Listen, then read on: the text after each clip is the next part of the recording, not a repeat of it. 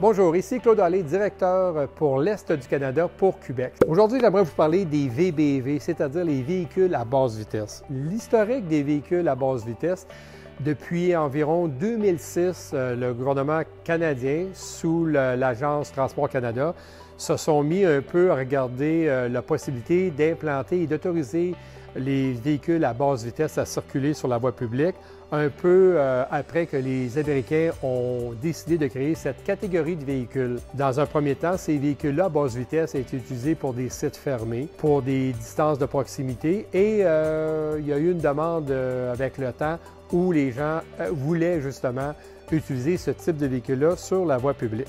Donc, Transport Canada, c'est eux qui autorisent ce type de véhicule-là.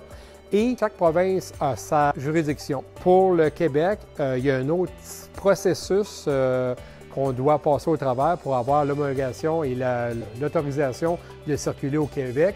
C'est-à-dire que la SAAQ a augmenté les critères de sécurité. Donc, si on a un véhicule à basse vitesse qui ne va pas sur la voie publique, il faut tout de même l'immatriculer. Donc, en terminant, ce qui est important de retenir, c'est qu'au Québec, pour les véhicules à basse vitesse, c'est la norme de la SAAQ qui nous permet d'aller sur la voie publique. Un détail important, c'est que les enfants de moins de 9 ans ou de moins de 1,45 m ne peuvent pas circuler dans les véhicules à basse vitesse pour une question de sécurité. Voilà, ça vous donne un peu quelques grandes lignes.